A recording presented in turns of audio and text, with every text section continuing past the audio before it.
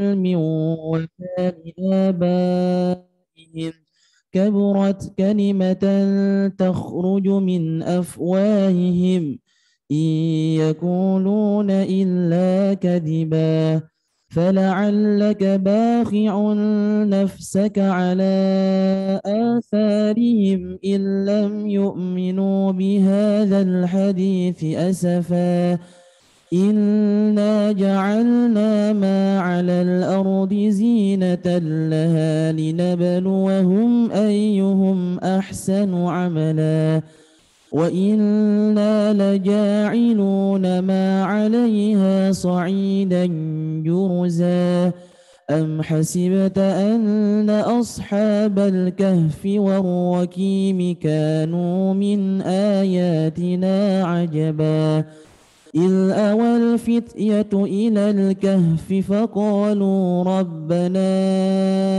آتنا من لدنك رحمة وهيئنا من أمرنا رشدا فضربنا على آذانهم في الكهف سنين عددا ثم بعثناهم لنعلم أي الحزبين أحصى لما لبثوا أمدا نحن نقص عليك نبأهم بالحق إنهم فتية آمنوا بربهم وزدناهم هدى وربطنا على قلوبهم إذ قاموا فقالوا ربنا رب السماوات والأرض لن ندعو من دونه إلها لقد قلنا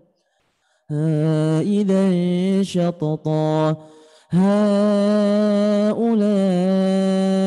قومنا اتخذوا من دونه آلهة لولا يأتون عليهم بسلطان بين فمن أظلم ممن افترى على الله كذبا وإذ اعتزلتموهم وما يعبدون إلا الله فأووا إلى الكهف ينشر لكم ربكم من رحمته ويهيئ لكم من أمركم مرفقا وترى الشمس إذا طلعت تزاور عن كهفهم ذات اليمين وإذا غربت تقرضهم ذات الشمال وهم في فجوة منه ذلك من آيات الله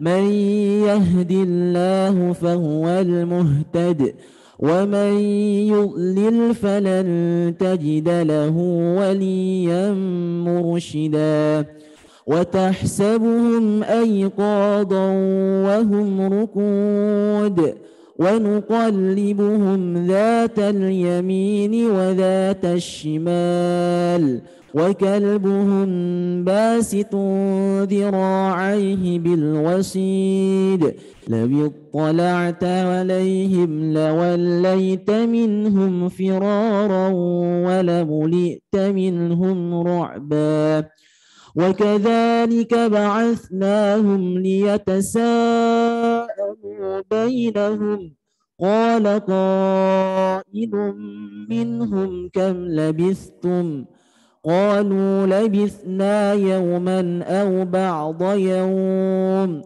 قالوا ربكم أعلم بما لبثتم فابعثوا أحدكم بورقكم هذه إلى المدينة فلينظر أيها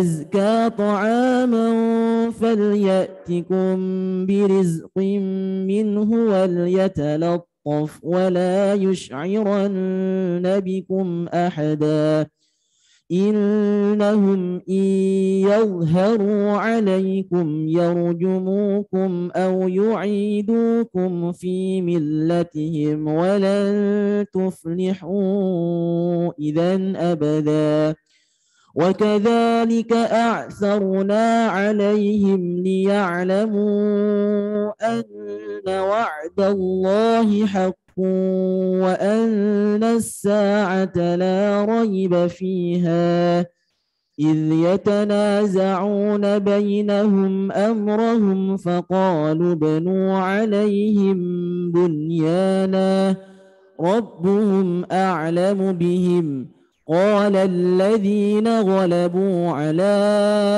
أمرهم لنتخذن عليهم مسجدا سيقولون ثلاثة رابعهم كلبهم ويقولون خمسة سادسهم كلبهم رجما بالغيب ويقولون سبعة وثامنهم كلبهم قل ربي أعلم بعدتهم ما يعلمهم إلا قليل فلا تمار فيهم إلا مراء ظاهرا ولا تستفت فيهم منهم أحدا ولا تقولن لشيء إني فاعل ذلك غدا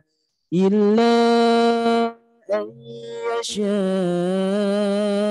الله واذكر ربك إذا نسيت وقل عسى أن يهديني ربي لأقرب من هذا رشدا ولبثوا في كهفهم 300 سنين وازدادوا 9 قل الله أعلم بما لبثوا له غيب السماوات والأرض أبصر به وأسمع ما لهم من دونه من ولي ولا يشرك في حكمه أحدا واتل ما أوحي إليك من كتاب ربك لا مبدل لكلماته ولن تجد من دونه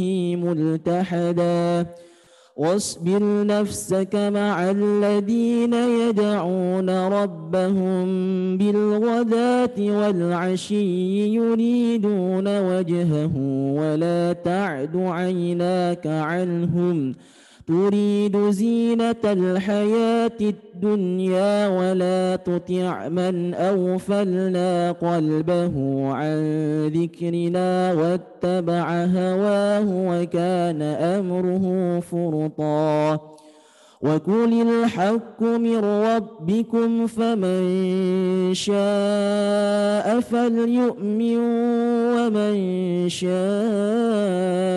فليكفر إنا أعتدنا للظالمين نارا أحاط بهم سرادقها وإن يستغيثوا يغاثوا بماء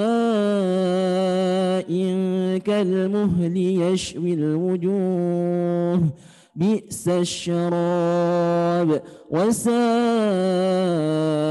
مرتفقا إن الذين آمنوا وعملوا الصالحات إنا لا نضيع أجر من أحسن عملا أولئك لهم جنات عدن تجري من تحتهم الأنهار يحلون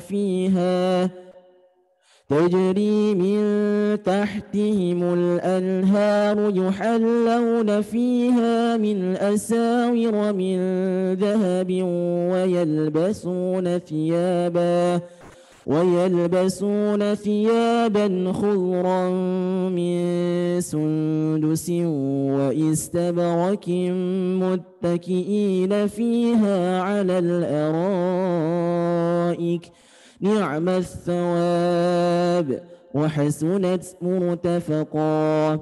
واضرب لهم مثل الرجلين جعلنا لأحدهما جنتين من أعناب وحففناهما بنخل وجعلنا بينهما زرعا كلتا الجنتين آتت أكلها ولم تظلم منه شيئا وفجرنا خلالهما نهرا وكان له ثمر فقال لصاحبه وهو يحاوره أنا أكثر منك مالا وأعز نفرا ودخل جنته وهو ظالم لنفسه قال ما أظن أن تبيد هذه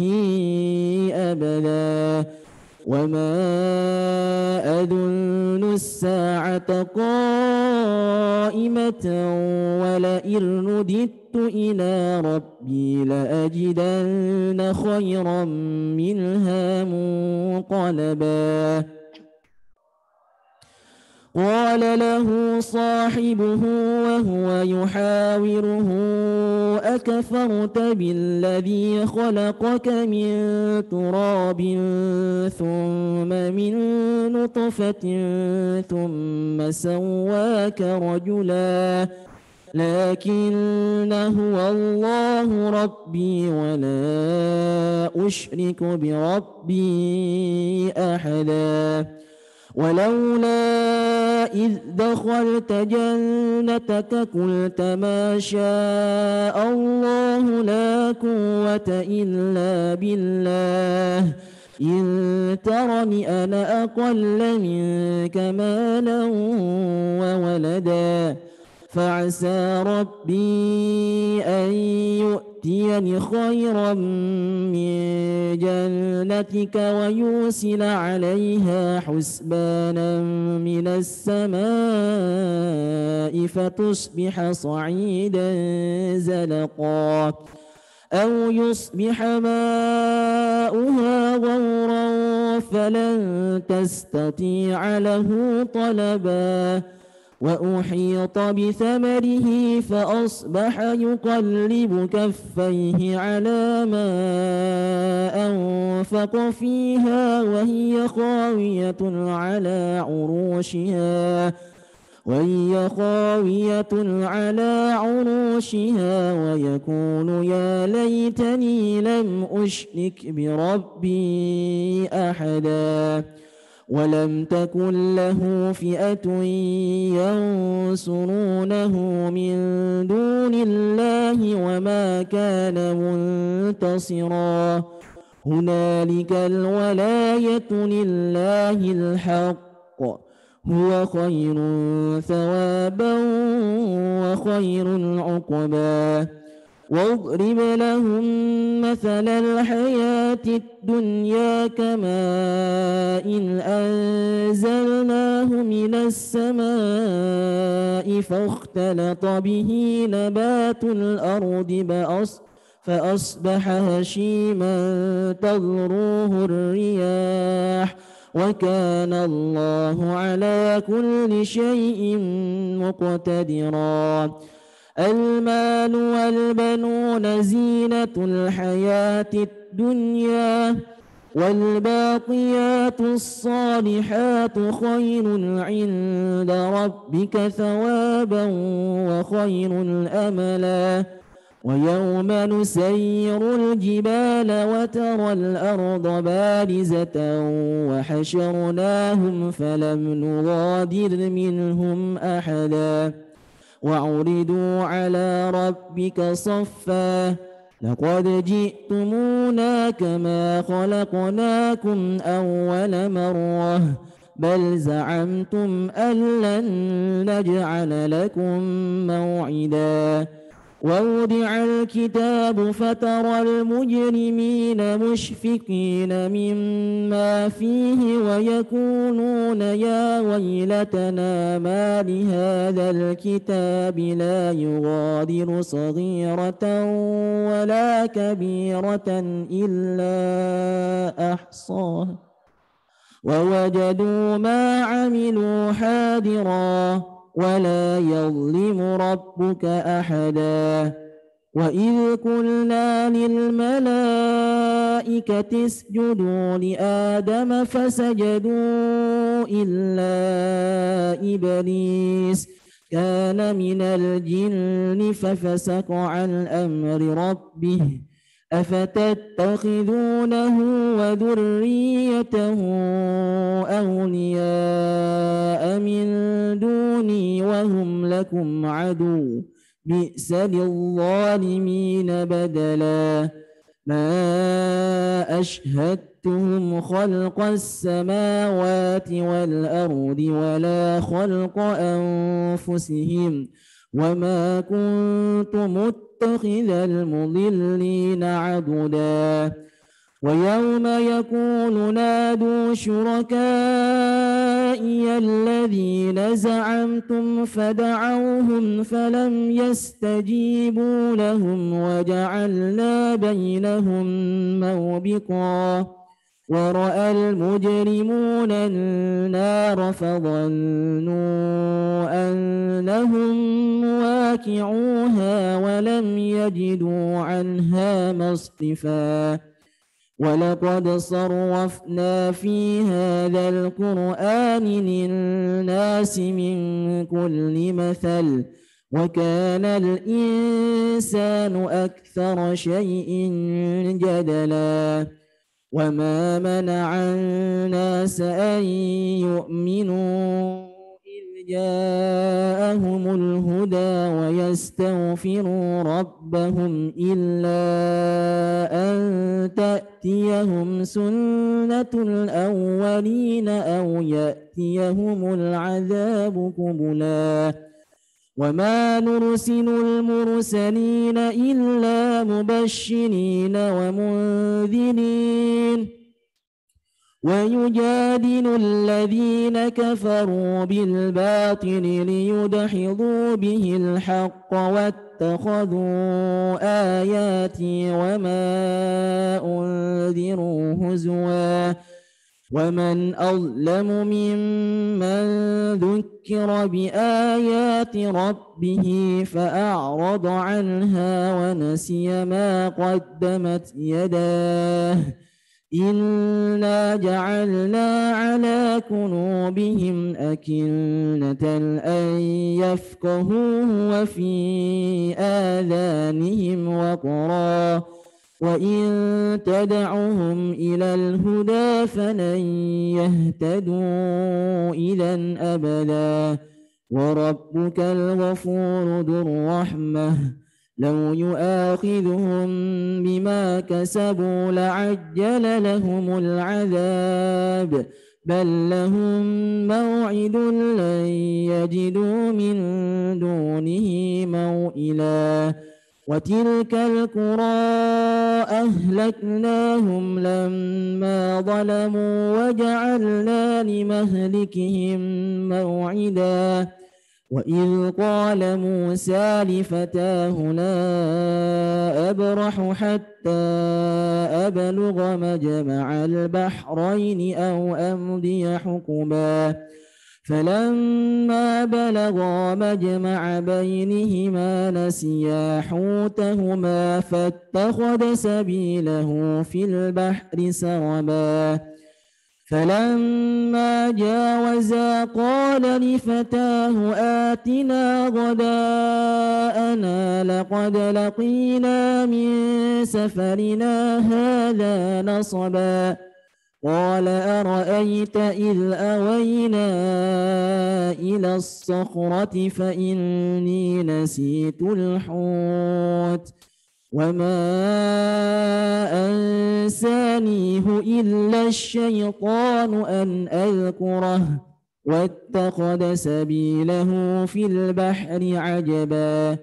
قال ذلك ما كنا نبغي فارتدا على آثارهما قصصا فوجدا عبدا من عبادنا آتيناه رحمة من عندنا وعلمناه من لدنا علما قال له موسى هل أتبعك على أن تعلمني مما علمت رشدا قال إنك لن تستطيع معي صبرا وكيف تصبر على ما لم تحط به خبرا قال ستجدني إن شاء الله صابرا ولا أعصي لك أمرا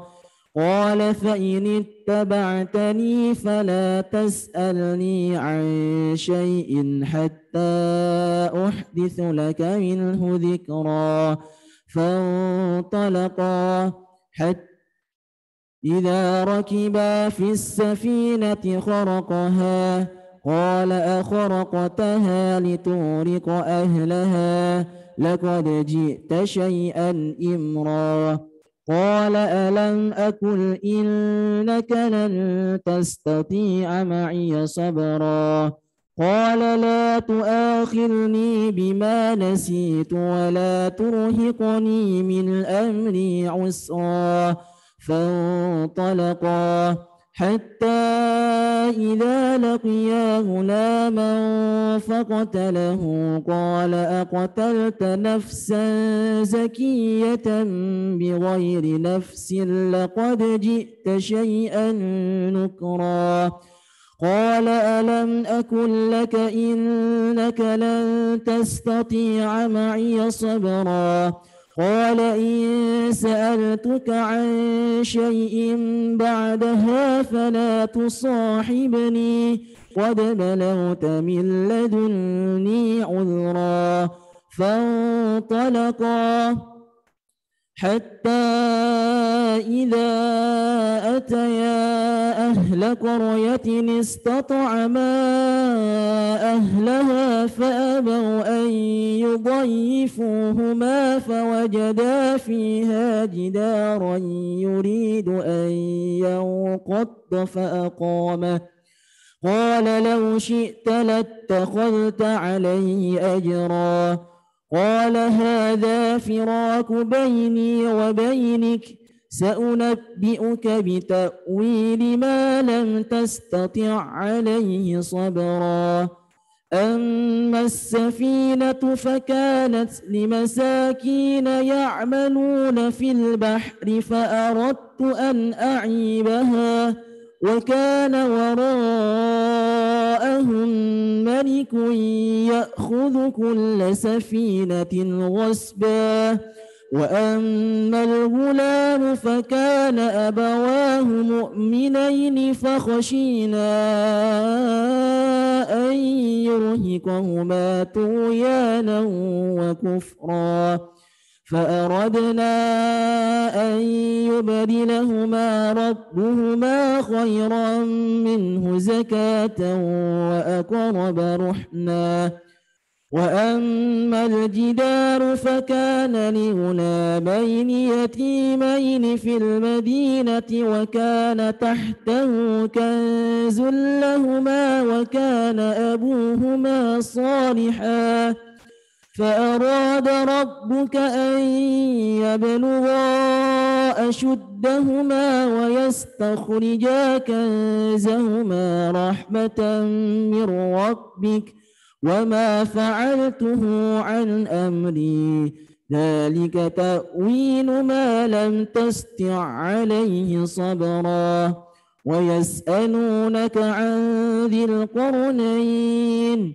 قل سأتلو عليكم منه ذكرا إنا مكنا له في الأرض وآتيناه من كل شيء سببا فأتبع سببا حتى إذا بلغ مغرب الشمس وجدها تغرب في عين حمئة ووجد عندها قوما قلنا يا ذا القرنين إما أن تعذب وإما أن تتخذ فيهم حسنا قال أما من ظلم فسوف نعذبه ثم يرد إلى ربه فيعذبه عذابا نكرا وأما من آمن وعمل صالحا فله جزاء الحسنى وسنكون له من أمرنا يسرا ثم أتبع سببا حتى إذا بلغ مطلع الشمس وجدها تطلع على قوم لم نجعل لهم من دونها سترا كذلك وقد أحطنا بما لديه خبرا ثم أتبع سببا حتى إذا بلغ بين السدين وجد من دونهما قوما لا يكادون يفقهون قولا قالوا يا ذا القرنين إن يأجوج ومأجوج مفسدون في الأرض فهل نجعل لك خرجا على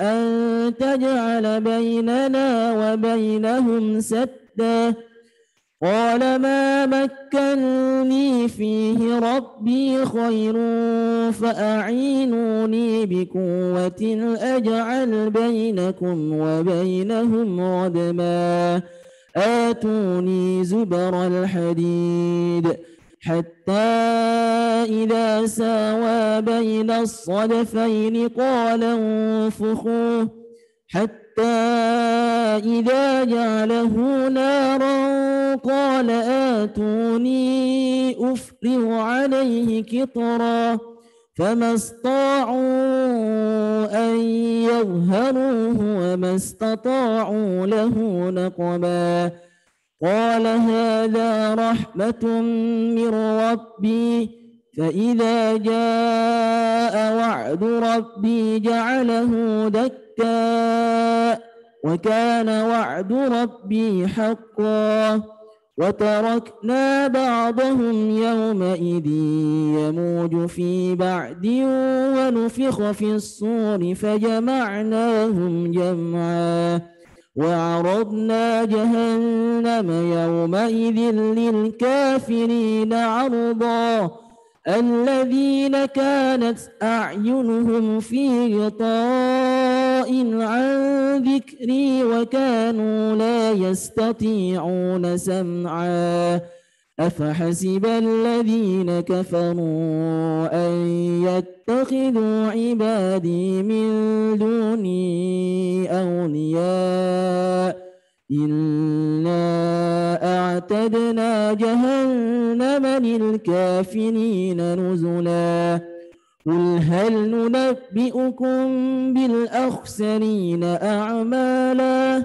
الذين ضل سعيهم في الحياة الدنيا وهم يحسبون أنهم يحسنون صنعا أولئك الذين كفروا بآيات ربهم ولقائه فحبطت أعمالهم فلا نقيم لهم يوم القيامة وزنا ذلك جزاؤهم جهنم بما كفروا واتخذوا آياتي ورسلي هزوا إن الذين آمنوا وعملوا الصالحات كانت لهم جنات الفردوس نزلا خالدين فيها لا يبغون عنها حولا قل لو كان البحر مدادا لكلمات ربي لنفد البحر قبل أن تنفذ كلمات ربي ولو جئنا بمثله مددا قل إنما أنا بشر مثلكم يوحى إلي أنما إلهكم إله واحد فمن كان يرجو لقاء ربه فليعمل عملا صالحا ولا يشرك بعبادة ربه أحدا. صدق الله العظيم.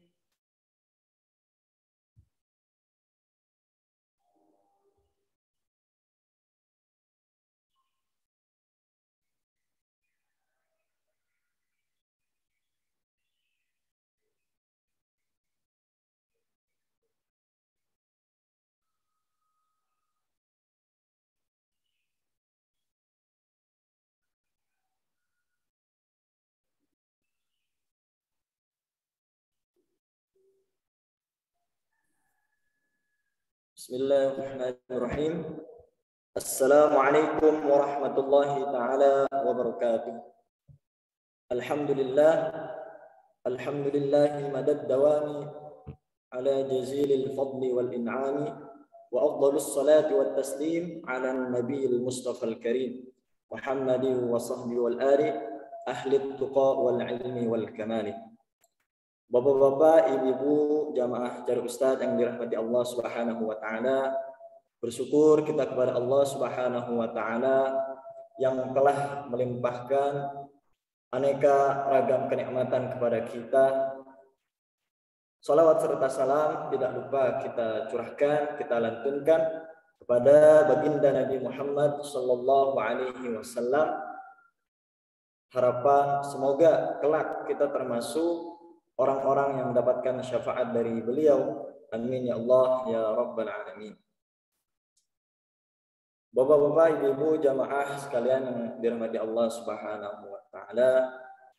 Perkenalkan, kami At-Tahya Fadil Ali Ramadan selaku moderator pada kajian subuh kali ini yang akan memimpin kegiatan dari awal sampai akhir.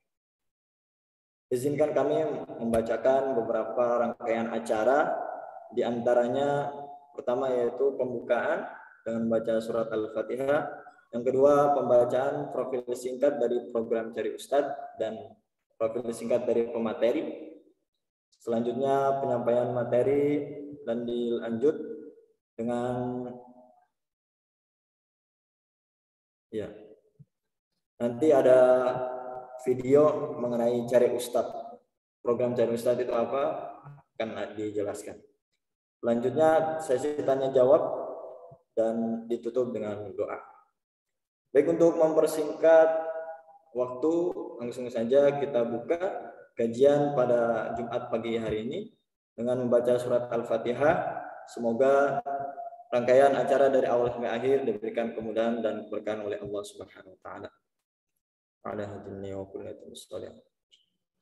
Al-Fatihah.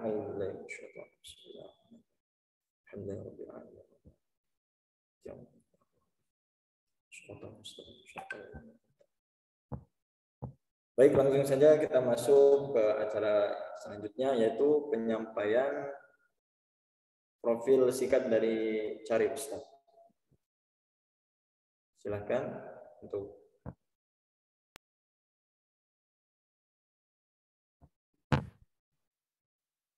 cariustadz.id, platform yang membantu menghubungkan umat dengan ustadz-ustazah yang ramah dan kompeten di seluruh Indonesia. Klik www.cariustadz.id, lalu pilih jenis kegiatan yang sesuai dengan kebutuhanmu.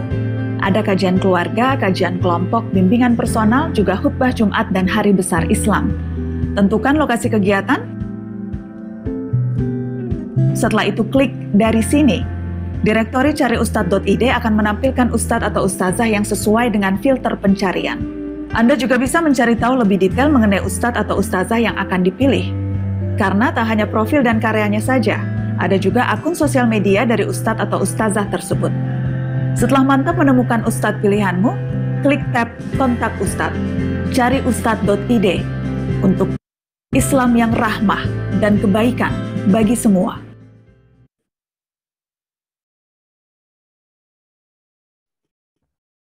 Baik, kita masuk pada penyampaian profil singkat dari pemateri. Kajian pada pagi hari ini akan diisi oleh beliau Dr. Syahrullah Iskandar dengan tema merencanakan kehidupan. Adapun profil singkat dari beliau Dr. Syahrullah Iskandar MA merupakan salah seorang pengajar di Pondok Pesantren Bait Al-Quran Pondok Cabe Tangerang Selatan, dan sekaligus juga menjadi Dewan Pakar di Pusat Studi Al-Quran Jakarta. Untuk akademik beliau menyelesaikan pendidikan kesarjanaannya baik tingkat S1, S2, dan S3 di UIN Syarif Hidayatullah Jakarta. Dan juga saat ini beliau merupakan salah satu dosen di UIN Sunan Gunung Jati Bandung. Beliau juga aktif dalam menulis, di antara karyanya yaitu Tafsir Al-Quran di Dunia Indonesia Melayu sebagai penelitian awal. Baik jamaah sekalian, berhubung Dr. Syahrullah Iskandar telah masuk di Zoom meeting, mari kita sapa beliau. Assalamualaikum warahmatullahi wabarakatuh, Dr. Syahrullah. Bagaimana kabarnya, sehat? Waalaikumsalam warahmatullahi wabarakatuh. Alhamdulillah sehat. Masya Allah. Untuk mempersingkat waktu, langsung saja kita berikan waktu kepada Dr. Syahrullah untuk menyampaikan materi. Silakan Ustaz. Terima kasih. Bismillahirrahmanirrahim. Assalamualaikum warahmatullahi wabarakatuh. Bismillahi walhamdulillah alladzi bi ni'matihi tatimmus shalihat. Allahumma shalli wa sallim ala sayyidina Muhammad wa ala alihi wa sahbihi ajma'in. Amma ba'du. Alhamdulillah, saya ucapkan terima kasih kepada Saudara Tahya selaku moderator platform Cari Ustadz yang insya Allah selalu dinanti oleh masyarakat, memberikan pencerahan-pencerahan, menjadikan sebagaimana visinya, yaitu menyebarkan Islam yang rahmah. Saya diamanahi untuk menyampaikan pada kajian subuh Jumat ini tentang merencanakan kehidupan. Ini sebuah materi yang banyak kita dengarkan. Saya memulai dari apa itu rencana. Segala sesuatu yang kita lakukan agar lebih sistematis, lebih terukur, dan lebih mudah mengenai sasaran tujuan yang hendak kita capai, maka perlu perencanaan. Jadi perencanaan itu dilakukan sebelum melakukan sesuatu untuk menggapai tujuan.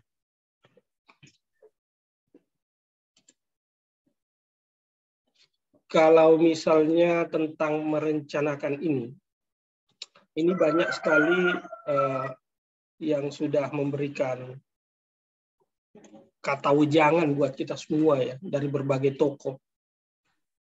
Rencana itu ya ibaratkan bahwa tujuan ketika tidak disertai dengan rencana, maka itu hanya ibarat sebuah keinginan. Jadi kita ingin mewujudkan sesuatu, tetapi tidak ada rencana, maka itu hanya menjadi sebuah keinginan.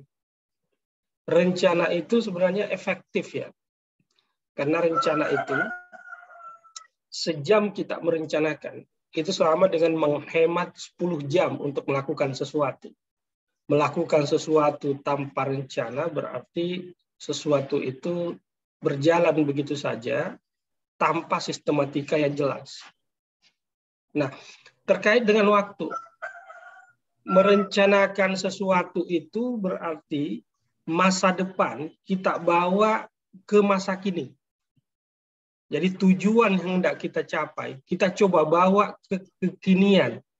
Kemudian kita bisa melakukan sesuatu dengan tujuan tersebut, kita menyiasatinya di kondisi sekarang. Nah, itu efektivitas ketika kita merencanakan sesuatu.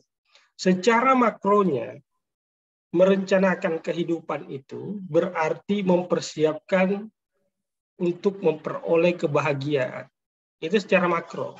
Karena tujuan beragama juga adalah menggapai kehidupan yang bahagia, dunia dan akhirat. Rabbana atina fid dunya hasanah wa fil akhirati hasanah wa qina azabannar. Saya kira ini tujuan utama dari kehidupan kita. Kita jadikan dunia sebagai ladang untuk menuai hasilnya nanti di akhirat. Kita berbuat di dunia, hasilnya tujuannya untuk kita gapai di akhirat. Itu secara makro dalam kehidupan beragama, dalam konsep Islam. Tetapi kita berbicara dalam kehidupan sehari-hari. Saya coba apa pentingnya rencana itu. Ini Abraham Lincoln, kita kenal semua, seorang tokoh yang sangat terkenal. Dia menceritakan bagaimana perencanaan itu saking pentingnya. Give me 6 hours to chop down a tree. Berikan saya waktu 6 jam untuk menebang sebuah pohon. And I will spend the first 4 sharpening the axe. Tapi saya akan mempergunakan 1 jam awal itu untuk mempertajam alat yang saya akan gunakan menebang. Nah, kira-kira seperti itu. Jadi dalam melakukan sesuatu ada waktu untuk merencanakan. Karena ibarat tidak kita merencanakan, maka waktunya yang 6 jam tadi misalnya, itu tidak akan cukup untuk tujuan menebang pohon. Maka ada waktu, spare waktu khusus untuk itu, untuk perencanaan. Kita lihat dalam sebuah organisasi, di pemerintahan, ya, itu pasti ada bagian perencanaan. Karena memang harus ada seperti itu, untuk mengukur sesuatu itu, bagaimana caranya untuk menggapai tujuan. Margaret Thatcher misalnya, seorang tokoh perempuan yang sangat terkenal juga, menyatakan, plan you work for today and every day, then work you plan. Ya, rencanakan apa yang akan kamu lakukan pada hari ini dan setiap hari. Jadi setiap hari itu skala mikronya, setiap hari pun kita harus ada perencanaan. Besok saya melakukan apa, ntar siang saya melakukan apa. Setiap hari kita diminta seperti itu. Setelah kita merencanakan, baru kita melakukan sesuatu sesuai rencana tersebut. Sesuatu yang terencana akan mudah diukur. Sistematis, dan hasilnya insya Allah lebih ketimbang kita tidak melakukan perencanaan. Nah, sekarang kita coba lihat bagaimana sih konsep Al-Quran tentang perencanaan hidup itu.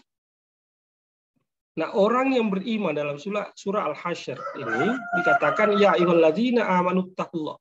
Orang yang beriman diminta untuk meningkatkan ketakwaan kepada Allah. Wal tandur nafsum ma qaddamat lighad.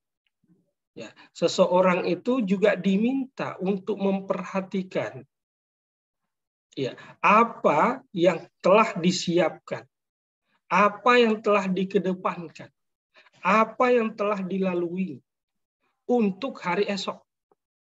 Ya, mungkin ini maksudnya adalah kehidupan dunia kita siapkan untuk kehidupan akhirat.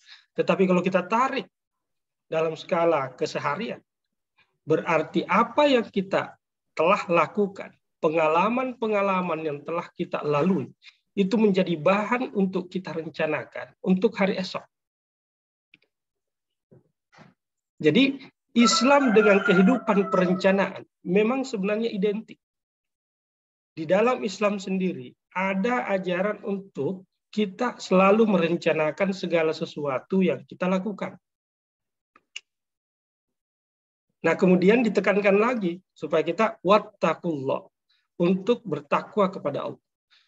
Ada dua perintah bertakwa di sini. Kemudian diapit dengan kemampuan untuk seseorang itu memperhatikan hari esok. Ya, memaksimalkan hari esok itu dengan mengoptimalisasi pengalaman-pengalaman hari ini dan sebelum-sebelumnya untuk kita persiapkan hari esok. Nah, itu perintah Al-Quran. Kita kembali kepada Rasulullah. Rasulullah juga sebenarnya adalah sosok yang perencana. Beliau itu ketika melakukan sesuatu sangat terencana. Nah, ini momentumnya momentum hijrah. Biasanya kita merujuk kepada peristiwa hijrahnya Rasulullah ke Madinah. Kita mengambil ibarat salah satu contoh ya. Ketika Rasulullah hijrah ke Madinah, itu banyak peristiwa-peristiwa yang sebenarnya maknanya bagi kita itu sangat besar. Nabi hijrah ke Madinah itu adalah untuk kebaikan. Untuk kebaikan diri dan kebaikan agama. Bukan hanya untuk dirinya sendiri, tetapi untuk agama. Dalam hal ini menyangkut orang banyak. Oleh karena itu, orang berhijrah itu berarti tujuannya tidak hanya untuk diri sendiri, tetapi ada kaitan di situ dengan keagamaan kita. Dan menyangkut orang lain, karena beragama itu tidak boleh sendiri-sendiri, tetapi juga menyangkut orang lain. Diri individu ini dan sosial, bahkan alam, itu harus menyatu dalam keberagamaan kita. Selanjutnya, Nabi berhijrah ke Madinah itu didorong oleh motivasi tersebut. Sebelum melakukan itu, Nabi punya strategi-strategi. Nabi punya planning-planning, perencanaan-perencanaan yang sangat jitu. Nabi melakukan hijrah itu di malam hari. Ya. Secara sembunyi-sembunyi. Nah, ini strategi yang dilakukan oleh Rasul. Karena segala sesuatu yang kita lakukan tanpa strategi yang matang, maka itu tidak akan mungkin menggapai tujuan. Nah, kita ingat ada ungkapan al-haqqu bila nizami yaglibul batilu binizam.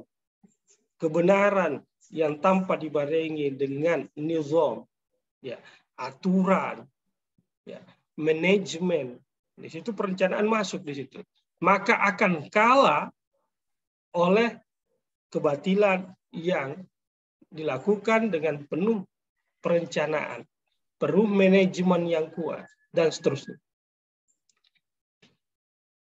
Kemudian, karena Rasulullah selalu diintai oleh kufar Quraisy di kediamannya, maka Rasulullah meminta Ali bin Abi Thalib tidur di pembaringan Rasulullah, ditutupi oleh selimut yang biasa digunakan oleh Rasulullah ketika tidur di malam hari. Nah, strategi ini sebenarnya mendukung rencana Rasulullah supaya mulus perjalanannya menuju Madinah. Walhasil, rencana tersebut sempat mengecoh kufar Quraisy. Karena yang dianggapnya Rasulullah masih tetap berada di kamarnya atau di kediamannya tidur. Padahal yang tidur di situ bukanlah sosok Rasulullah, tetapi sosok Ali bin Abi Thalib. Ketika berhijrah lagi ke Madinah, ketika perjalanannya lagi, Rasulullah meminta Abdullah bin Arqad, sering dibaca juga Abdullah bin Uraikid, untuk menjadi penunjuk jalan. Jadi guide saat itu. Kita ingat juga Abdullah bin Uraikid, Abdullah bin Arqad adalah non-muslim, Nasrani. Di sini menggambarkan juga bahwa ketika seseorang melakukan sesuatu, itu tidak melihat siapa dia, agamanya apa. Karena ini persoalan muamalat. Ya, maka kita bisa melibatkan siapapun. Itu yang diajarkan oleh Rasulullah kepada kita.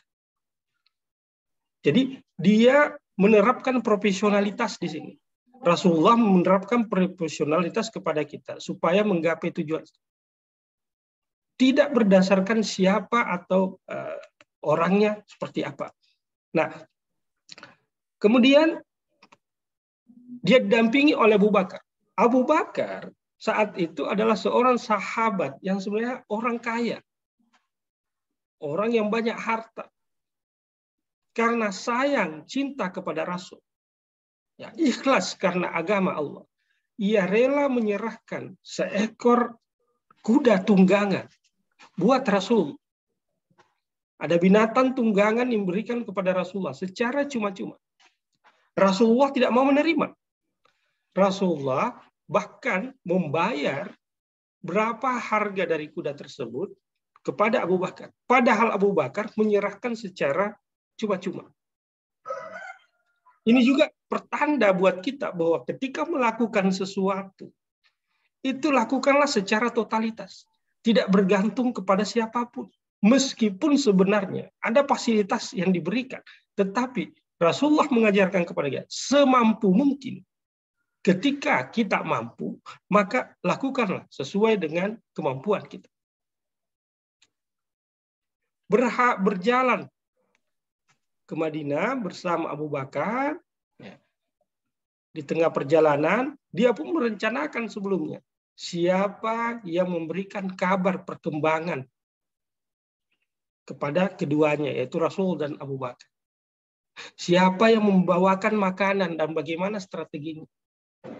Rasulullah sudah merencanakan juga bahwa nanti ketika perjalanannya ada yang menghapus jejak kakinya, jejak langkahnya, kemana dia berada.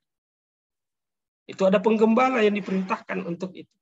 Ini adalah strategi yang jitu yang diimplementasikan Rasulullah sampai ia ke Madinah. Bagaimana ketika di Gua Thur yang diceritakan dalam surah At-Taubah.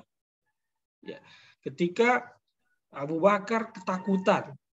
Kemudian Rasulullah memberikan nasihat, wejangan motivasi, membesarkan hatinya bahwa innallaha ma'ana. La tahzan innallaha ma'ana. Jangan kaget, jangan sedih, jangan takut. Allah bersama kita. Ini juga berbeda ungkapan ketika Nabi Musa mengatakan inna ma'iya rabbi sayahdin. Tapi Rasulullah menyatakan innallaha ma'ana.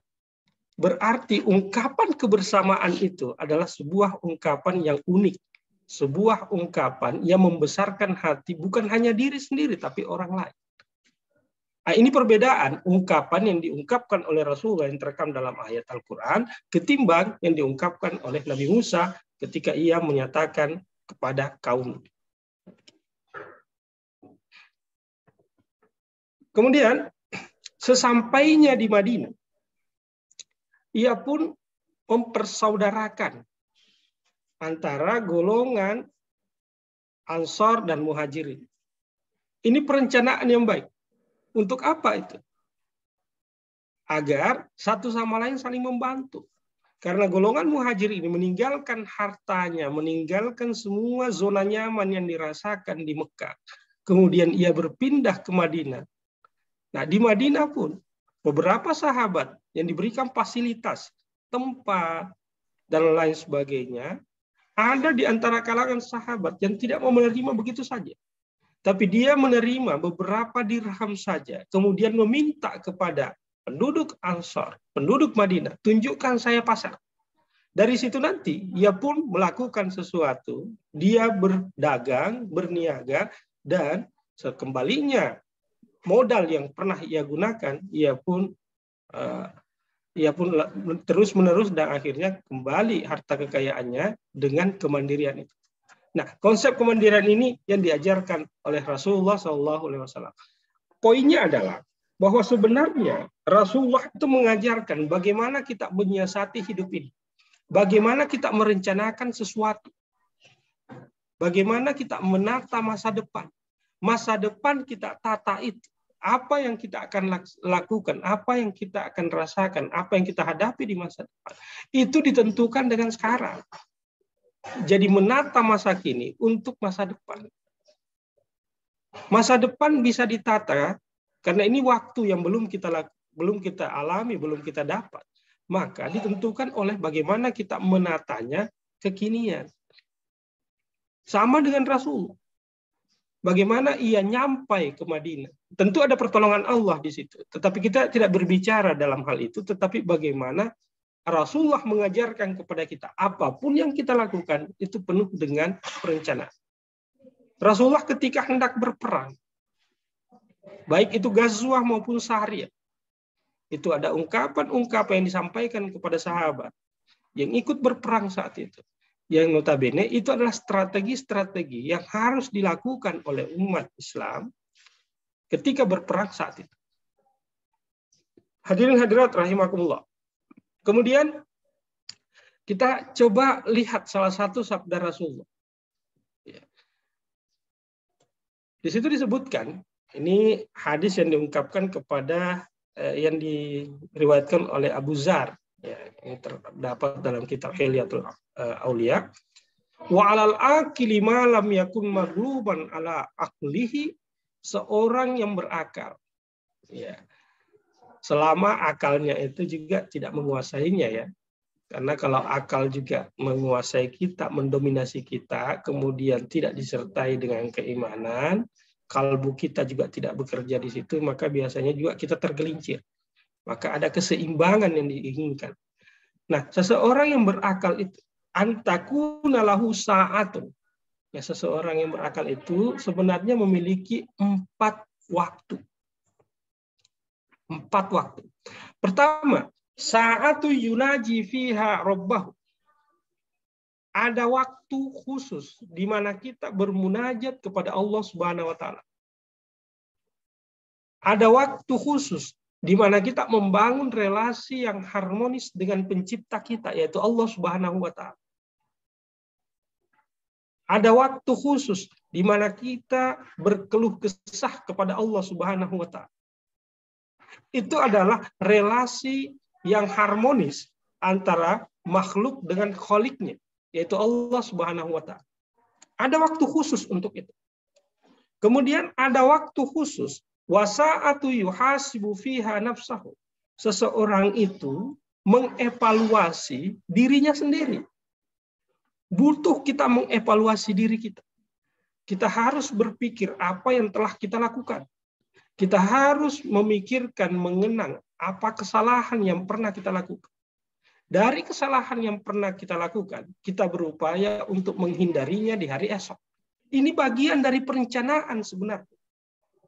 Jadi ada saatnya kita itu berpikir, mengenang dulu-dulu yang pernah terjadi.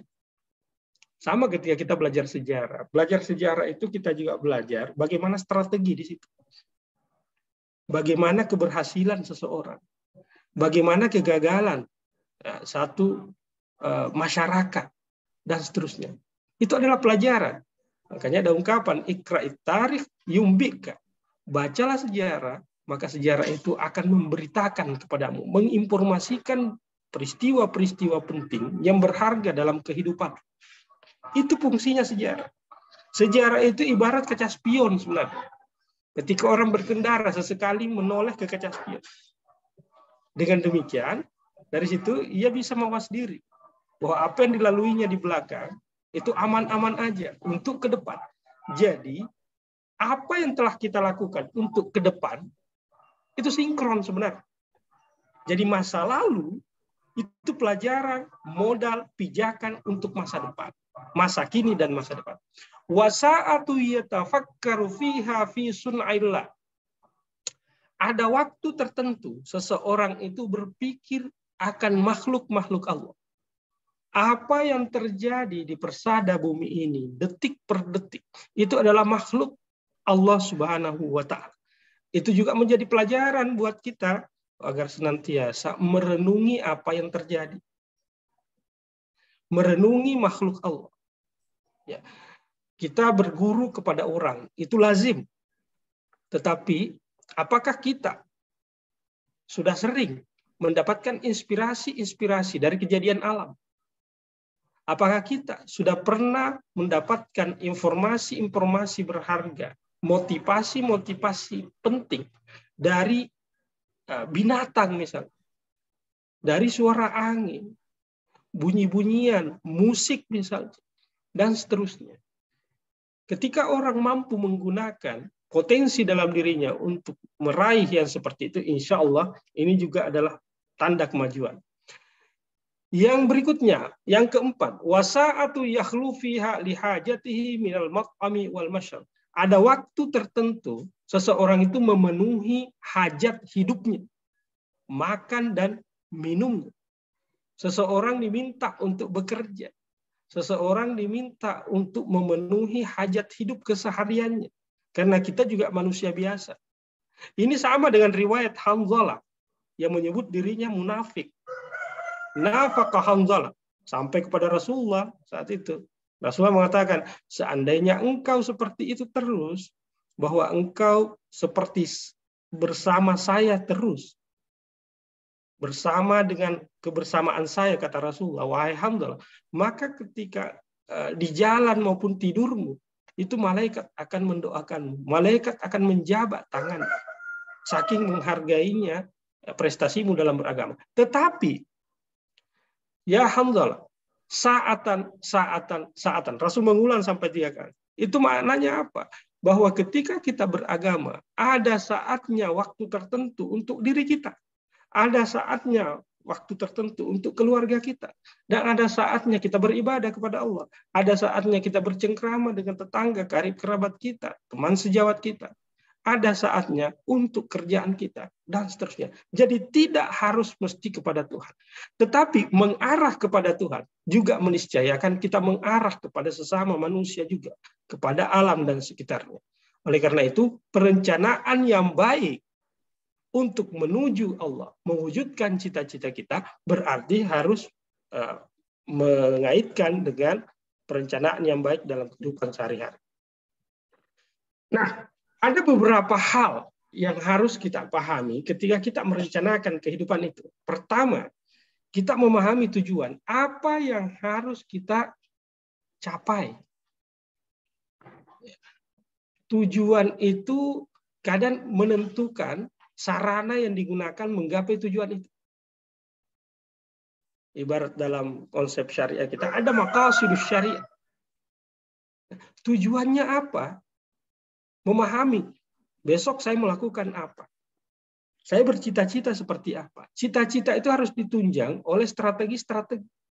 Nah, ini bagian dari perencanaan sebenarnya. Nah, yang berikutnya, kita harus berpikir positif. Kita harus optimis bahwa Allah selalu memberkahi orang yang berusaha. Allah itu Maha Penyayang, pemberi rezeki. Burung misalnya, seekor burung dengan keterbatasannya. Beda dengan manusia. Pagi hari, perutnya kosong melompong, meninggalkan sarangnya. Tetapi di sore hari, ketika ia pulang, kembali ke sarangnya, perutnya sudah penuh dan kenyang. Padahal dengan keterbatasan. Ini pelajaran buat kita, bahwa seekor burung pun memberikan kepada kita pelajaran agar kita berpikir positif sebenarnya. Di situ ada optimisme di situ. Berikutnya, kita harus menyadari bagaimana karunia Allah kepada kita. Kita harus dalam merencanakan sesuatu, kita harus menyadari potensi apa yang kita miliki. Jangan juga mencita-citakan sesuatu. Sesuatu itu yang agak sulit untuk kita raih, untuk kita wujudkan. Sama ketika seorang mahasiswa menentukan topik yang akan dikaji sebagai kajian akhir ilmiahnya. Itu harus disertai juga dengan kemampuan kita. Kemampuan dana yang dibutuhkan agar bisa menyelesaikannya. Strategi menyelesaikan waktunya seperti apa? Apakah cukup waktunya? Apakah datanya bisa dikumpulkan dengan waktu yang begitu terbatas, dengan dana yang begitu terbatas, dan seterusnya. Berikutnya, waktu demi waktu. Kita coba tata dengan baik. Ini bagian dari perencanaan. Bahwa waktu itu bagian dari perencanaan. Dalam Al-Quran banyak sekali ya kata-kata waktu. Misalnya kita ada wal asr ya, surah wal asr. Kemudian waktu itu menurut ungkapan mengatakan ibarat pedang. Jika engkau yang bukan engkau yang menggunakannya, dia akan menerabasmu. Karena waktu itu terus berlalu. Waktu itu tidak akan mungkin kembali. Waktu yang dianggap kembali, sebenarnya itu waktu yang baru lagi, waktu yang lain. Waktu yang telah berlalu tidak akan mungkin terulang. Oleh karena itu, waktu demi waktu kita efisienkan, kita efektifkan, kita isi dengan hal-hal yang positif untuk mendukung rencana yang kita mau raih. Kemudian kita diajarkan juga agar kita belajar dari kesalahan-kesalahan yang telah ada. Rasulullah mengajarkan kepada kita, la yaldagul mu'min fi hijrin wahid. Seorang mukmin itu tidak akan masuk atau terjatuh di jurang yang sama. Kalau kita sudah melakukan kesalahan, kegagalan di masa lalu, maka kegagalan itu menjadi pelajaran buat kita. Nah, untuk kita hindari, untuk kita perbaiki, ambil nilai positifnya, sementara nilai negatif yang kita rasakan, kita coba untuk perbaiki. Nah, bagian dari perencanaan, ketika kita merencanakan kehidupan ini, maka kesalahan-kesalahan yang dulu menjadi pelajaran buat kita. Kesalahan-kesalahan, kekurangan-kekurangan yang pernah kita lakukan, itu modal berharga buat kita untuk kita tidak ulangi. Justru kita perbaiki. Inilah pengalaman. Berarti pengalaman itu adalah guru yang paling berharga.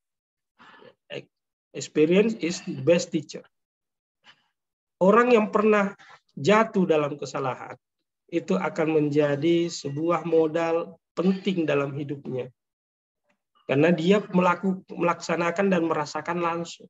Tentu ia akan menghindarinya dan tidak akan mengulanginya dalam waktu berikutnya. Jadi ketika merencanakan sesuatu, belajarlah dari apa yang telah kita alami sebelumnya. Saya kira ini yang saya sampaikan. Mudah-mudahan ada manfaatnya. Dan jika ada yang mau didiskusikan, ya silakan. Saya kembalikan kepada moderator kita. Assalamualaikum warahmatullahi wabarakatuh. Waalaikumsalam warahmatullahi taala wabarakatuh. Baik, terima kasih atas penyampaiannya Dr. Syahrullah. Jamaah, Bapak-bapak, Ibu-ibu sekalian, dirahmati Allah Subhanahu wa taala. Kita masuk ke sesi tanya jawab. Sebelum itu, bagi jamaah sekalian yang ingin ikut berpartisipasi untuk mendukung terselenggaranya kajian Jumat subuh dan beasiswa santren pasca tahfidz Bait Al-Quran, bisa menyisihkan infak terbaik kita dengan tulus melalui link yang telah dikirim di kolom chat. Tentunya bantuan tidak selalu harus tentang materi, bisa dengan doa dan juga mendukung terselenggaranya setiap kegiatan-kegiatan dari Pusat Studi Al-Quran. Baik, untuk jamaah sekalian, Bapak-bapak, Ibu-ibu yang mau bertanya kepada Dr. Syahrullah, bisa langsung ditulis di kolom chat, atau yang mau bertanya langsung juga diperbolehkan dengan raise hand terlebih dahulu.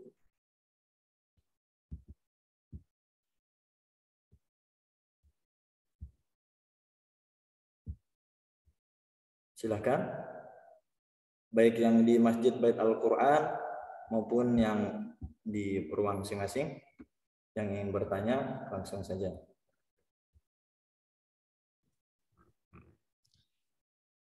Bismillahirrahmanirrahim. Assalamualaikum warahmatullahi wabarakatuh. Waalaikumsalam. Ya, terima kasih atas waktunya. Ustadz, pengen bertanya aja nih. Ada yang mengganjal sedikit ya. Jadi gini, saya pernah dulu dari kajian seorang ustadz juga kan. Jadi gini, untuk menjalani hidup jangan terlalu banyak rencana gitu. Udah pertama, antum beliau memberikan itu suatu motivasi seperti ini. Orang yang pintar itu tidak akan pernah mengatakan saya akan kerjakan ini, saya akan melakukan ini, saya akan ini gitu. Tetapi orang yang pintar adalah orang yang berpikir besok Allah akan melakukan apa terhadap saya. Itu aja gitu. Jadi jangan terlalu banyak merencanakan atau yang merencanakan segala sesuatu gitu. Ya udah, jalani saja hidup kita. Nanti adapun hasilnya nanti kita serahkan kepada Allah gitu. Maka yang saya tanyakan adalah bagaimana sikap kita ini, Ustaz. Terima kasih. Ini kayaknya agak ini. Langsung jawab ya. Baik, pertanyaan yang bagus. Jangan terlalu banyak rencana. Ya, betul. Ada hal-hal tertentu yang tidak perlu direncanakan karena dia menjadi sebuah rutinitas. Rencana tanpa kita tindak lanjuti dengan melakukannya, yaitu angan-angan. Jadi rencana itu harus ditindaklanjuti dengan cara kita implementasikan, kita lakukan apa yang kita rencanakan. Rencana akan sia-sia kalau hanya sekedar rencana. Rencana. Tidak ada gunanya. Rencana itu sebenarnya membantu kita dalam menata apa yang kita lakukan. Membantu kita agar kita bisa sampai kepada hal yang kita inginkan. Rencana kita itu akan sangat mensupport kita supaya yang kita mau capai itu tercapai dengan baik. Punya strategi. Dalam perencanaan itu ada strateginya. Nah, tetapi hal-hal yang bersifat rutin, hal-hal yang bersifat apa, itu kita lakukan saja. Justru memang ya, melakukan sesuatu itu yang lebih baik. Di slide yang awal tadi saya mengungkap satu ungkapan dari seorang tokoh misalnya. Yang mengatakan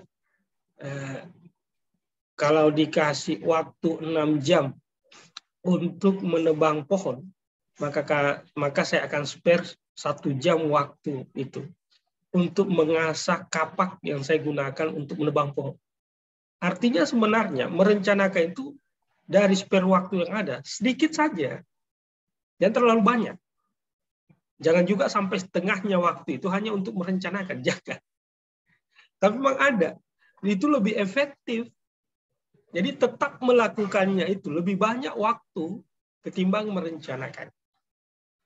Jadi rencana itu sebenarnya bukan berarti berangan-angan, bukan.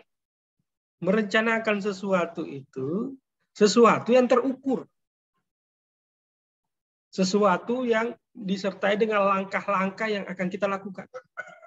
Kita memperhitungkan apa tantangan-tantangan yang dihadapi dan bagaimana menyelesaikannya. Bagaimana melewatinya. Itu rencana sebenarnya. Nah, modal untuk kita merencanakan sesuatu tentu melibatkan pengalaman-pengalaman sebelumnya. Kita kondisikan dengan situasi kekinian dan kita terapkan juga dengan mempertimbangkan situasi-situasi yang akan datang. Jadi masa lalu, masa kini, dan masa depan itu disinkronisasi agar perencanaan kita berhasil di masa depan. Yang kita maksudkan masa depan ini masa sebelum sekarang. Masa setelah sekarang maksudnya. Itu namanya masa depan. Jadi kita misalnya seorang pelajar mau lulus tepat waktu misalnya. Tentu ada strategi-strategi yang dia harus lakukan. Perencanaan-perencanaannya. Ya, strategi sebenarnya masuk dalam perencanaan. Agar dia bisa lulus tepat waktu. Bagaimana mata kuliah yang diambil misalnya. Supaya bisa lulus tepat waktu. Kemudian skripsi bisa selesai tepat waktu. Dan seterusnya. Seorang yang berprofesi sebagai pedagang. Misalnya tahun depan. Ya, omset dagang saya meningkat dari yang tahun sekarang atau tahun yang sebelum-sebelumnya. Tentu ada perencanaan-perencanaan yang dia harus lakukan. Pengusaha-pengusaha yang ada, tentu ada perencanaan-perencanaan yang harus dia lakukan sebelum dia melakukan sesuatu. Jadi terus berjalan, rutinitas ini terus berjalan sambil mengevaluasi, kemudian mengupdate rencana-rencana yang harus dia lakukan untuk ke depan. Sekali lagi saya tekankan, ya merencanakan sesuatu itu sejam merencanakan sesuatu itu mengefektifkan kerjaan seperti 10 jam. Ya, ibaratnya seperti 10 jam itu. Sejam saja kita merencanakan sesuatu. Ya, efektif itu lebih efektif. Efektifnya seimbang dengan 10 jam ketika kita melakukan sesuatu itu. Jadi merencanakan itu, apalagi kegiatan yang butuh seperti itu. Beda halnya kalau rutinitas. Sholat 5 waktu nggak usah direncanakan. Sholat 5 waktu nggak usah direncanakan, karena memang itu sudah menjadi rutinitas kita. Paling yang kita rencanakan di situ, saya mau sholat di mana nih? Oh, saya mau sholat di sini, masjid ini. Nah, kalau mau ke situ, bagaimana caranya supaya saya bisa sampai ke sana? Saya mau naik apa? Itu kan sebenarnya bagian dari rencana. Bagian dari rencana. Contoh kecil. Nah, saya harus berangkat jam berapa supaya terhindar dari macet? Misalnya hari Jumat ini, saya mau sholat di masjid mana? Sementara saya ada kerjaan jam segini, jam 10 saya ada di sini. Nah, masjid mana yang terdekat kira-kira saya sholat Jumat? Itu butuh perencanaan pastinya. Supaya bisa tergapai apa yang diceritakan hari ini. Sholat Jumatnya di mana? Dan seterusnya. Saya kira itu ya jawaban saya.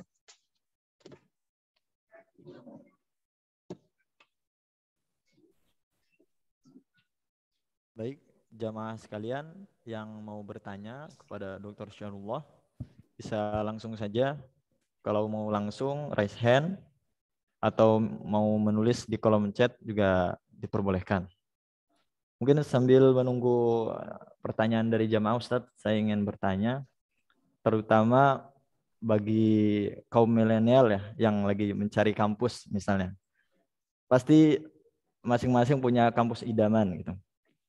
Misalnya ada seorang anak muda gitu yang mengusahakan terus pengen ke kampus itu sampai gagal berkali-kali, terus pengen ke situ lagi, nyoba lagi. Apa ini berlebihan dalam bercita-cita, Ustaz? Terima kasih. Baik.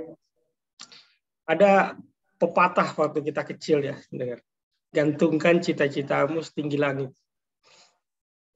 Itu hal yang baik ya, hal yang positif.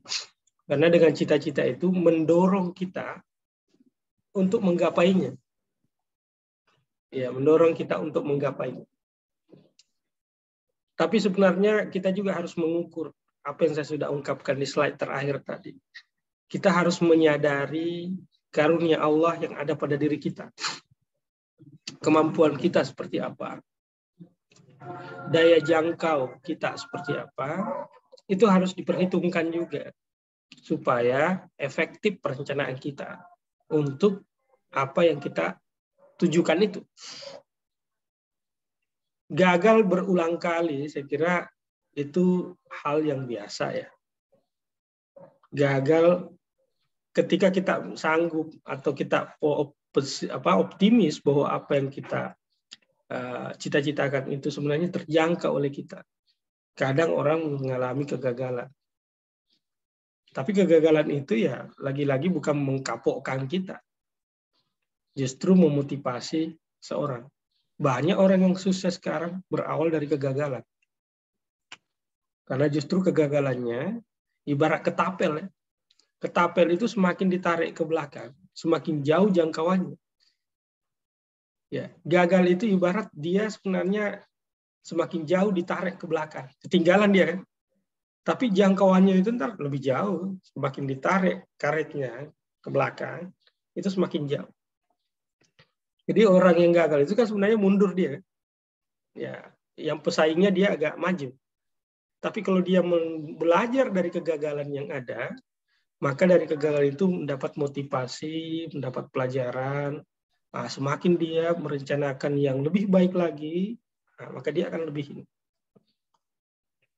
Kegagalan itu biasa. Jadi pahami diri kita, kemampuan kita, karunia Allah yang ada pada diri kita. Kemudian pahami peluang-peluang yang ada di depan kita. Kemudian kegagalan-kegagalan yang ada, ya itu dijadikan pelajaran. Karena kan wa ardullahi wasi'ah. Artinya bumi Allah ini luas. Artinya pintu rezeki itu tidak terbatas sebenarnya. Bisa jadi orang gagal di satu tempat, tapi mungkin pintu rezekinya ada di tempat lain. Atau boleh jadi pintu rezekinya di satu tempat berulang kali diketuk, belum lagi dibukakan. Ya bisa jadi seperti itu. Nah, jadi kita juga pertimbangkan waktu terus berjalan. Maka strategi-strategi ini penting untuk kita tindak lanjuti. Di mana sebenarnya yang pas buat kita. Seperti itu ya. Misalnya mau ke kampus yang luar negeri yang harus berbahasa Prancis. Ya. Persyaratannya masuk di situ harus berbahasa Prancis. Bukan hanya Inggris, tapi harus berbahasa Prancis. Sementara tidak pernah kursus bahasa Prancis. Tidak pernah belajar tentang itu. Hanya cita-cita saja tidak didukung oleh upaya memenuhi prasyarat yang harus dipenuhi. Maka itu juga sia-sia. Nah, jadi kenali diri kita, ya, kenali peluang yang ada, kenali anugerah Allah, karunia Allah yang ada pada diri kita, dan mampu nggak kita untuk ke sana. Jadi harus terukur juga. Merencanakan sesuatu itu harus terukur. Saya kira itu jawaban saya. Baik Ustadz, terima kasih banyak atas jawabannya. Baik, pada jamaah sekalian, bapak-bapak, ibu-ibu yang ingin bertanya, kami persilahkan. Baik bertanya langsung melalui raise hand atau di kolom chat, dipersilahkan.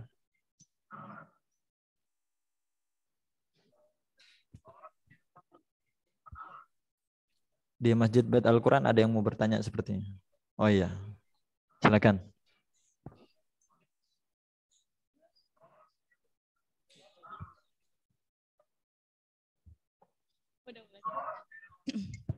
Baik, Assalamualaikum warahmatullahi wabarakatuh, Ustaz. Izin bertanya. Okay. Yang tadi kan dijelaskan maksudnya kita dalam hidup ini kan harus menyiapkan plan-plan ya Ustaz. Nah, terus terkadang ketika kita menyiapkan plan itu kan ada rajanya, ada khaufnya Ustaz. Nah, kira-kira nyuwun minta penjelasan terkait seberapa jauh kita harus rojaknya, terus seberapa jauh kita sifat khaufnya gitu Ustaz. Karena kan memang setiap kita punya plan pasti ada kemungkinan hasil dan enggaknya. Begitu Ustaz, terima kasih. Assalamualaikum warahmatullahi wabarakatuh. Waalaikumsalam. Ya, bagus ya. Itu kan ada analisis SWOT ya. Sebenarnya ini bisa kita pinjam ini. Analisis SWOT. Strength-nya kita, strength-nya ada di mana? Kekuatan kita ada di mana? Kemudian W-nya itu weakness. Kelemahan kita ada di mana? Kita punya kekuatan. Kita punya kelebihan. Mungkin punya keistimewaan. Nggak apa-apa kita identifikasi diri, nggak apa-apa. Karena itu untuk diri kita. Misalnya santri bait Al-Quran, ya itu hafal Al-Quran, ya. Santri bait Al-Quran tiap hari belajar Al-Quran dan tafsir. Itu kan sebenarnya kekuatan ya, kekuatan. Terus weakness, kita pelajari juga. Apakah ada kelemahan saya? Oh, kelemahan saya ada di sini. Identifikasi juga. Jadi mengidentifikasi untuk diri sendiri kelebihan kita itu sah-sah saja. Nggak ada yang larang. Nah, berikutnya lagi, opportunity. Ya, kita harus menganalisa peluang-peluang ke depan. Ya, peluang-peluang yang ada. Kita mengidentifikasi, oh ini bisa saya gapai nih. Ini peluang sekarang terbuka. Apalagi akses informasi berjubel maksudnya. Banyak grup WA, banyak informasi juga kita dapat. Banyak informasi penting di situ. Ya, tapi kadang juga banyak hoax ya. Ya, kita tidak berharap yang hoax. Informasi penting itu membantu kita. Itu peluang-peluang banyak. Peluang beasiswa bagi yang mau studi misalnya. Ya, peluang penelitian bagi dosen dan peneliti. Ya, peluang kerja, dibuka lowongan pekerjaan bagi yang pencari kerja. Ya, peluang bisnis dan lain sebagainya itu banyak sekali terbuka sekarang karena akses informasi semakin. Itu kan opportunity bagi kita. Belum lagi ketika kita membuka di laman internet, ya, di medsos dan lain sebagainya. Ya, kemudian yang lainnya lagi adalah kita harus melihat tantangan-tantangan ke depan, ya, ganjalan-ganjalan yang ada dengan perubahan zaman yang ada. Itu yang perlu kita identifikasi juga. Jadi analisis ini bisa dipakai sebenarnya untuk merencanakan ke depan. Nah, setelah kita mengidentifikasi hal-hal yang seperti itu, menghadapi sesuatu atau merencanakan sesuatu yang hendak kita gapai, maka tentu ada rojaknya di situ. Kita bermohon kepada Allah. Tapi bermohonnya kepada Allah setelah kita melakukan atau berikhtiar. Kita barengi dengan permohonan kepada Allah. Istilahnya kan orang harap-harap cemas ya. Ya, raja wal khauf. Kira-kira seperti itu. Jadi kita memohon kepada Allah di samping ada rasa optimisme. Nah, kemudian khaufnya adalah kita mencoba untuk mewanti-wanti tantangan-tantangan ke depan. Tantangan-tantangan ke depan. Ya bisa jadi itu tantangan-tantangan itu menjadi batu ganjalan buat kita. Kita sedang mengidentifikasi tahu ya. Kira-kira kalau tidak seperti ini, tidak sesuai harapan kita, kita mau ngapain? Itu bagian perencanaan. Kalau gagal mau ngapain? Kalau lulus mau ngapain? Sesuai harapan kita mau ngapain ke depannya? Jadi hidup itu tidak lepas dari perencanaan sebenarnya.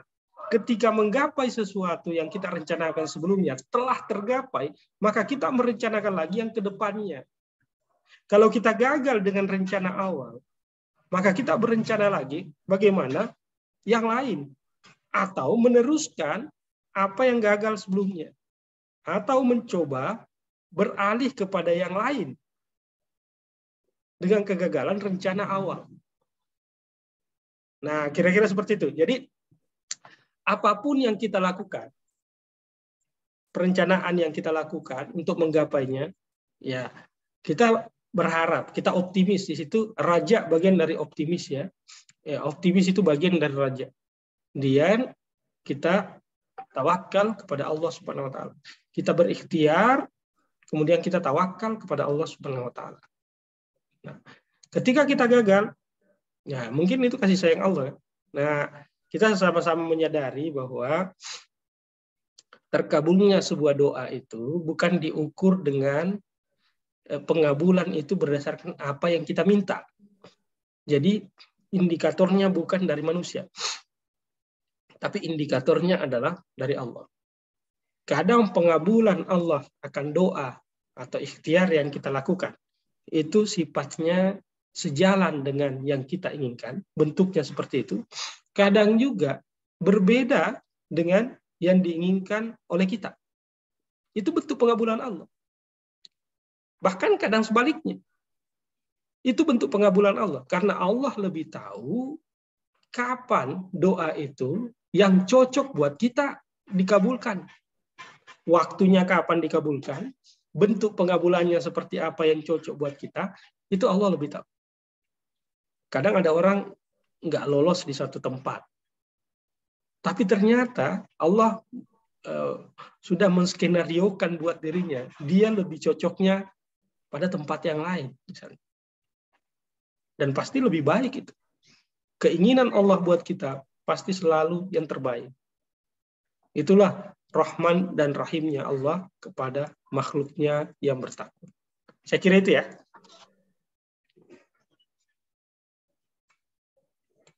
Insya Allah. Baik, Bapak-bapak, Ibu-ibu, jamaah sekalian yang ingin bertanya, kita masih memiliki waktu. Dipersilahkan. Yang mau bertanya langsung bisa raise hand, atau yang mau lewat chat Zoom, dipersilakan juga.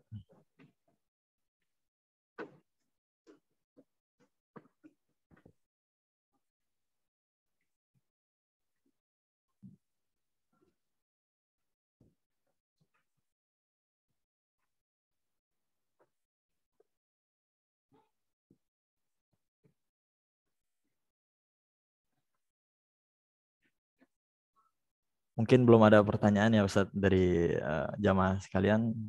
Baik, langsung saja kita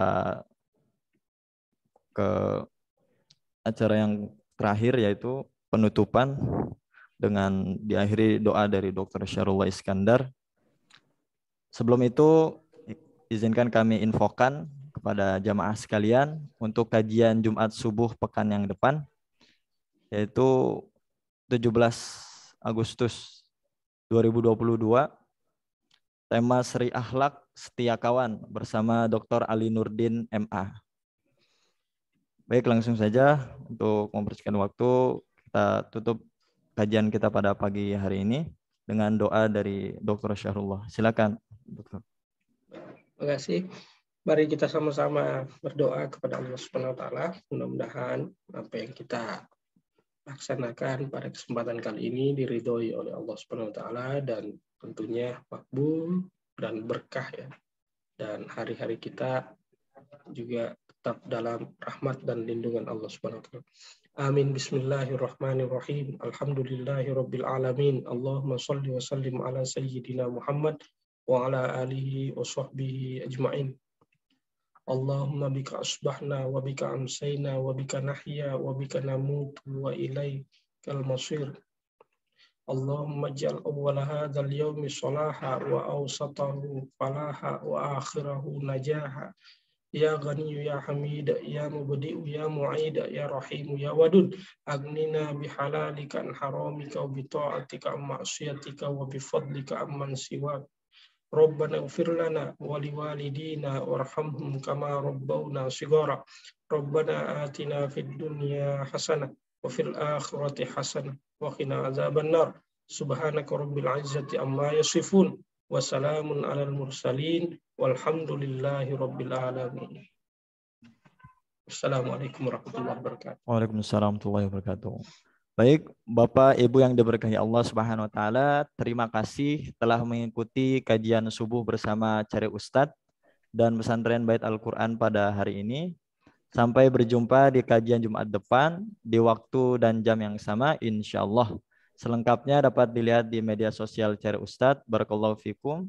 Terima kasih juga kepada pemateri kita Dr. Syarullah Iskandar. Semoga kita selalu dalam lindungan Allah Subhanahu wa taala. Barakallahu fikum. Wassalamualaikum warahmatullahi wabarakatuh. Waalaikumsalam warahmatullahi wabarakatuh. Saya pamit ya. Iya Ustadz, silakan. Terima kasih Ustadz. Ya.